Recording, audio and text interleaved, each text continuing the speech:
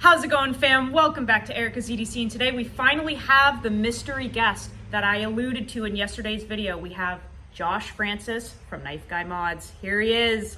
Sorry to disappoint any of you that thought I might be Michael Richter. Or Nicole Dodge. Or Nicole Dodge. A lot of people thought it was going to be Richter, but he's in Texas, and that is a very far ways away. I'm only 3.5 hours away, so this wasn't too bad. Yeah, no, he drove here from New York, and we've been trying to plan this for probably a year, right? Yeah, around 6 months or so. A while we've been trying to get this together. If you guys don't know, Josh Francis of KnifeGuy Mods, he's the one that did all of the case Sodbuster Jr. recovers for me. I have a whole bunch of them. They've been on the channel. This is the reverse Slater. We have the Wednesday. And then the most popular one that we've done, and this is probably your best seller, I would think, is the Slater. Shot. Yeah, the Slater configuration. So the natural micarta with the orange liners. He's the one that does all of this. So we figured it would be cool to do kind of like a get to know the maker type video.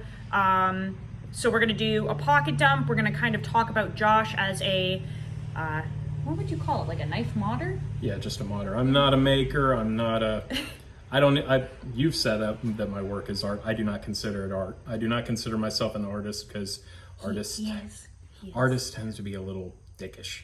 Can I say that? Yeah, you can say whatever you want on the channel. Well, I'm trying to be okay.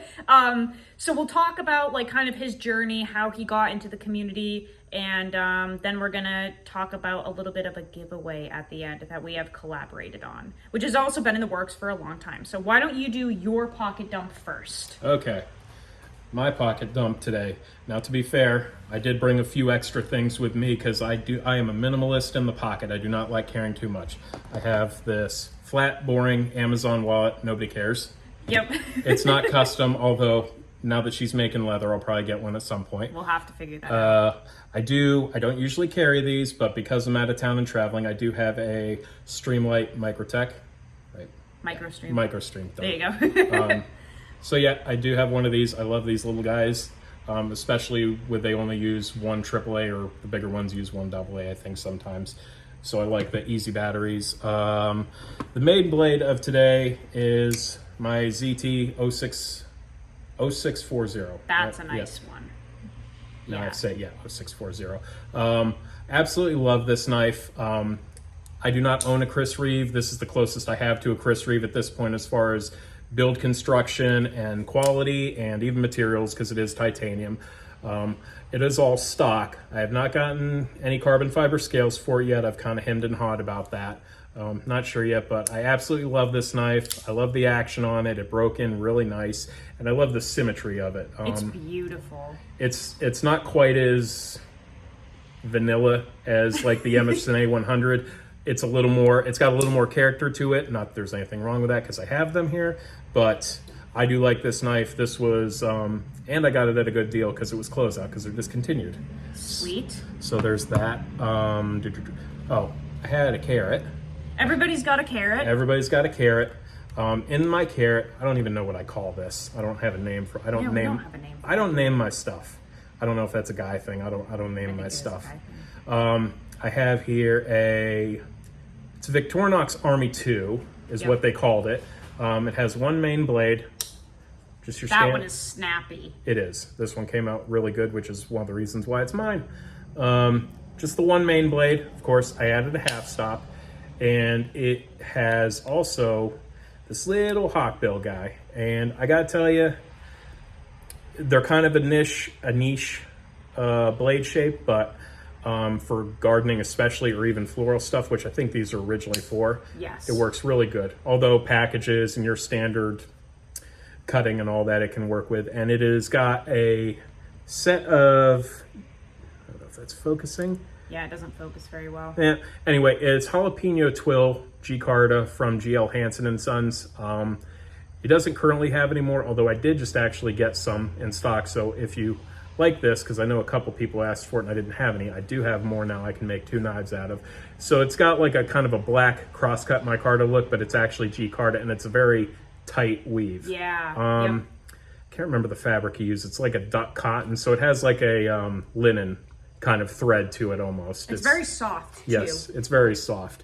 And then it's got just black G10 liners. So that's what I've been carrying in the Carrot. What else? And well, boring phone. Yeah. Nobody cares about that. And that's it. Okay. Yeah.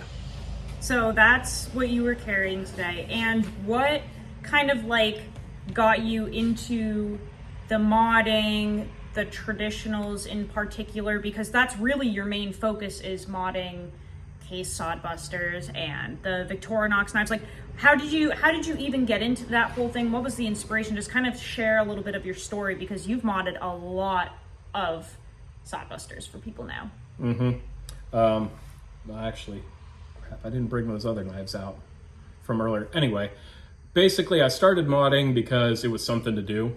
The first ones I did were fixed blades. You get like the blade blanks in the mail from either Jant Supply, or you can get the Mora blanks from whatever model it is. I don't remember. There's a couple different models. So I started off doing fixed blades for something fun to do, but after a while you accumulate these things and you can only use so many of them. And so it's like, okay, well now what do I do? It's fun, but I'm not just going to keep doing it. And so eventually I'm like, well, I can try to sell these and yada, yada, yada. And it just never really took off. Or, well, to be fair, I didn't really put much into it at that time.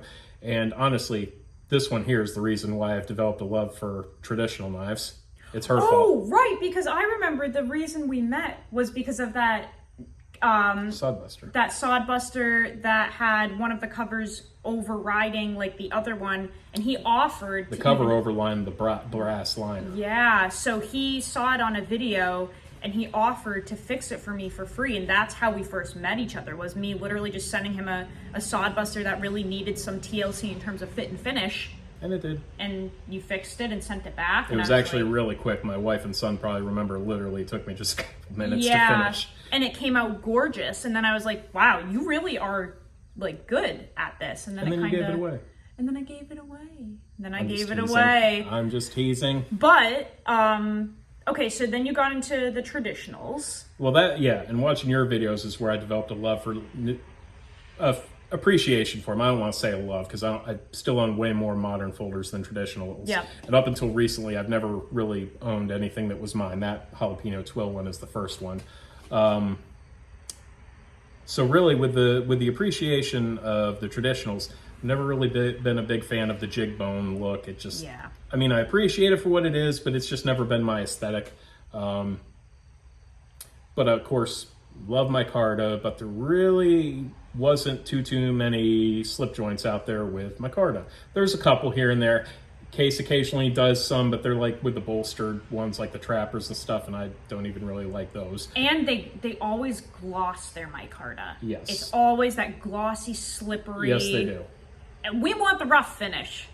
At least to a degree. Yeah. So yeah, and there wasn't really one. And then doing research, there's GECs, but who can afford that? Or who can even, it was more so who could get one. So I was like, well, I'll try making one, because at this point I'd already worked with fixed blades and grinding. I had the tools to grind and do all that stuff. So I figured, well, let me just mess around with this. So I got a cheap Bear & Son one off Smoky Mountain and took it apart and ended up putting it back together with just straight Micarta. It was just plain Micarta, and I still have it here somewhere. And that was it. And it certainly wasn't perfect, as this one will test, because I showed it to her. Yes, I have seen it. It was a little rough. It was rough, but for a first run, not so bad. So at least proved to me that I could do it. I just needed to get better. And so ended up doing 2 others for my stepfather and father-in-law as gifts. Those turned out pretty good, so okay. And that was when you gave me that Sodbuster to play around with. Yep. Yeah, I can't remember if I was posting this stuff online by that point, on Instagram, I'm sorry. Yeah, so this one was originally the like corn cob, pocket worn, jig bone, and it was just, the covers were 2 totally different colors, and I wasn't a fan, so I sent it to him, and he made the Slater, and he did the beautiful Micarta on it, and the orange liners. And when he sent this back, I was like, this needs to become a thing. Like, I don't care if you want to or not, you have to, because this is what everybody wants. Like, We have been asking for this from Case for so long, just like micarta traditional knives. They won't do it. They won't do it in the micarta that we want, at least, or the finish we want. Or at least in that model, anyway. Right. They just won't do the Sodbusters. So you did this one for me, and then I was like, I need 100 more of these. But when I started putting them on the channel and on Instagram and stuff, a lot of other people started sending knives in too. Yep. At first, they would either send them in or I would buy them myself and rework them. But yes, given Case's shoddy quality control, it was a little much when you get edges that are burnt or you get knives that are just so poorly ground that it just doesn't work. So I do still do Sodbusters. I know a while ago I said I wouldn't do them, but I do still do them if you send them in to me. Yep. So that's pretty much it, because they're still the popular ones. I do the Swiss Army knives now, but everybody loves the Sodbuster. Yeah. Or at least most people do. And we did try to reach out, well, not try, I did reach out to Case, John, one of the manager guys, and I was like, you know, do you have any interest in like making what the customers are asking for? And also, like, all of these blades are they're warped, and the finish is really off. Like, do you make any blades that you can just like send out without putting it into a knife or anything? Like, we kind of, for a while, we're trying to work with Case, and they're so large and they do such a niche thing. Like, they're doing their own thing, and they were just like, no, basically. No. So we kind of, I don't need the whole knife. You give me the back spring and the knife or the blade. Sorry, the blade and the back spring, and I can take care of the rest. Yeah. But. So we tried to kind of figure out if Case had any interest in doing this, and they just kind of didn't. So we were like, all right, well, we will. So I have a whole bunch of Sodbusters from Josh. A whole bunch of other people have them. Now you're doing the Swiss Army knives as well. So, I mean, is this a Pioneer X? Pioneer X, XL, whatever it is. Pioneer X. So now... It was an A-LOX one. I can't remember if those only come in A-LOX or if they come in A-LOX or... I think that was A-LOX. Yep. So we've gone from this, single blade, Sodbuster Junior, all the way up to now he's doing, multiple layers. This has a whole bunch of tools in it, and this is recovered too. So, the journey has really turned into something awesome, and you can customize and completely build your own Swiss Army knife, which again is something we've been asking Victorinox for a very long time, and they just kind of won't do it, which is fine. Luckily, there are makers that do stuff like this now, but it's really cool to mod your knives to how you want them to be. You can customize a Swiss Army knife, but yes. I can't take it apart and put the different ones together and reconfigure it that way. That's a little beyond my capabilities at this point. I've not accumulated the parts required for that. I can't remember who I've seen somebody online that has a buck ton of all the different tools, and he can customize and make them whatever. That's not what I can do at this point. For right now, all I can do is basically put them in, because this is just straight orange G10. There's nothing, this is no specialty, no special liners on this one. I took it all apart and just put the scales on it, and that was it. I have played around with, because not all models come in both formats. Some are strictly only the red, some are only A-LOX, which actually the Army 2 that I had was only A-LOX. So there's another way that I've played around with doing only the red ones without taking them apart. It's not perfect yet, but I've made a couple of them, and those have come out good. We also still do, well, I don't want to show that one just yet. Yeah, that's the secret one. Yeah, but we do. There is the single bladed ones, and of course I can do more than micarta. I mean, I think you've seen this on the channel. This is the bougie Nicky's EDC. This is, I can't remember what it's called. It's just gold carbon fiber. This was with the white liners here. This was certainly the first time I ever worked with carbon fiber, and I've since made one in a green carbon fiber. I can't remember what it was called. So I can do that too, and then. This, by the way, is available. Yes. This is one I just made. I specifically brought out for here to show on. This is a full-size Sodbuster. That one is gorgeous. This is the milli format, as we've called it. It has just the, I don't know if it's going to focus, but it won't. It's just micarta, vintage natural micarta liners and bone linen micarta. Looks a little white right now, but I can tell you this stuff patina's stupid fast. Yeah, it gets does. dirty really, really fast. Has half stop, obviously, which especially on these big ones, I find to be very useful. Yep. That one is That, awesome. Not perfectly centered. That's another thing that I've fought with tooth and nail with case, and I've talked to other modders about this. Sometimes you can get them centered. Sometimes they're so far off, it's just not doable. Yeah. So it's one of those things where, and that's another reason why I stopped doing them for a little while, is because it is so hard. But now I'll do them, just know that they might not be centered. This was another one I just did. This is a Victorinox, I think it's called a floral knife or a prune or whatever. They've got a couple different names for these, but this is just a large hawkbill. It's definitely got a larger handle than blade ratio, but these I think were specially made for gardening and stuff like that. So you get a full grip. You got just a little hawkbill to do whatever kind of cutting, and of course, half stop. And the fit and finish on the Swiss Army knives is definitely a little tighter and cleaner. Yeah, there's no gapping here. Yeah. So yeah, this one here is just green canvas micarta and orange G10, and obviously half stop. Yep.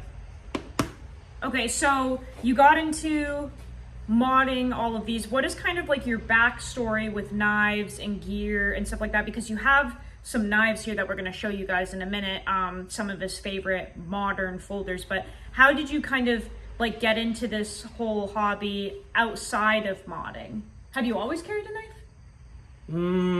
Not as a kid. I didn't really carry them. I started pretty much when I was in the Boy Scouts, and then subsequently afterwards, because I never really carried one around the house. Okay. If we went for a hike or went camping, then yes, we had a pocket knife, but I never was brought up to just have one on me at all time, no matter what. Okay. When you're home, and honestly, a lot of times when I'm at home, I will have one on me, but a lot of times, and can be a discussion later for the fun video, if I have the right tool for the right job, I'll use it. The pocket knife for me is a backup. So if I just have to go downstairs to the basement to grab the right tool, I'll do that almost all the time. Yep. So with that being said, I've carried pocket knives, especially as a teenager and older, but I didn't really I really went deep into it in the last couple of years. You have a message there. Oh yeah, YouTube. Oh, going too long? Nope, no, it's just somebody that posted a video. Okay. Sorry. It's okay. Squirrel. Okay, so you grab the right tool for the job, but you carry I do carry knives a lot, and in the last couple of years, I've really gotten into it. I've always been a collector to a degree, and when I was a little younger, it started off with cigarette lighters. That kind of went away. I don't collect those anymore. Yep. Then once I got old enough, then it became firearms, and that's an expensive thing to be passionate about to a degree. Fun, but expensive. And along the way, the knives morphed into it, and I think it was kind of a culmination of timing between the explosion of the knife world when you go from like the early 2000s into now, where we are now. Yep. So it's a culmination of timing on my part and the industry. So now I've got all these different modern folders. I swap them out all the time. My wife thinks I'm out of my mind. Okay, so for you, it's a little more of like maybe we could call it like a hobby. Like you're kind of into the hobbyist side of like you don't need all these knives. You don't even use all of these knives extensively, but you find a lot of like fun. I will use them. I don't own a Safe Queen. Yes, he doesn't do Safe Queens. I don't do Safe Queens. I don't own it. It's one of the reasons why I don't own a Chris Reeve, because I'd be too afraid to use it. So as a given the price, so that's one of the reasons why I don't use them. But I'm also not a hard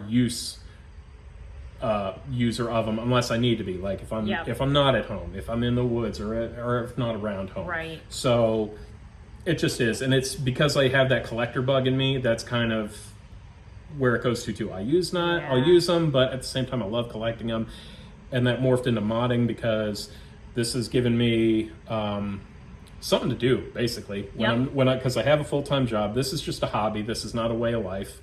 Or not a living anyway. It's fun. It keeps me busy, and even if not busy, I can play. Or if I'm not busy, I can experiment with stuff. Right. So you're almost. I mean, I'm sure a lot of people that are going to be watching this are going to be really relating to you because you're probably the majority of the community. Like, you carry knives, you carry gear, you use it, but it's not me out in the yard trying to break knives apart and stuff and being ridiculous. Like a very average user, which is what a lot of people are like too. So as kind of an average user, collector and hobbyist, what are your 3 knives that you have here that you really like enjoying aside from the ZT? Well, I was going to say, to be fair, I carry all of them to a degree at some point, but the first one we have here is my Emerson Mini A100, and she's the reason why I like this knife. Well, not you're the reason why, but you're the reason I got it, one of them. Yes, so love many, that. So many videos on them. Your typical Mini A100, except for the fact that you'll notice it has micarta scales on it. These were micarta I got from Brian over at Knife Handle Supply. This is 1940s vintage micarta from a Douglas Aircraft Company. So cool. From the Douglas Aircraft Company. I got enough. I made you a Sodbuster with it, and then I actually sent the micarta out and had scales made for it because, given the rarity of the material, I didn't want to mess it up. So I sent them off and had, I can't remember his name. Andrew from Instagram, right? Yes. Fast Late Ones, whatever. Yes. He's the one that made the scales for me, only because, given the rarity of the material, I didn't want to experiment with it. I don't really do folders that much. I did just start doing Spyderco roadies, but those are slip joints, not modern folders. Another one I have here, because it's fun, is this Spyderco Indela. That one is so cool. It has the Emerson Wave, which there's a funny story to that, but it was given to me for Christmas, and this has a set of scales from RC Blade Works, and it is natural micarta with C-Strat G-Carta inlays, which he does. You can order, he's got a whole setup on his website. You can order the G-Carta, pick out the base micarta, if you will, and pick and choose whatever. And he makes them for a ton of different models, especially Spyderco's. And the fit and finish on them is really good. It's really good stuff. So this is one of my favorites to carry because it's probably one of the prettiest I own, if I dare say. And I actually used a pocket clip from an old other Spyderco I had. So I just put the plain stainless on because I really don't like their powder coated ones. But again, this is gonna be Spyderco Fest here. I also have the Little Temperance 3 and K390. I absolutely love this knife. It's a very Spyderco knife. Obviously, we know the K390 is pretty sweet, as a bunch of her videos will tell you. Obsessed. Definitely love the knife. The VG10 version is definitely overpriced for what you get on steel, but that being said, the K390 one here, I really do like it. Whether or not it's worth the cost is up to you. But no, I really love the feel of this. This fit my hand perfectly. It's a little big for you. Yep, it's a little wide. It's a little wide, and it's a very odd blade because it's very thick and it's very stubby. It's a chode. Yeah, it really is. But it's a good chode, and I do absolutely love it. Okay, so those are your 3, some of your favorite folders. Yep.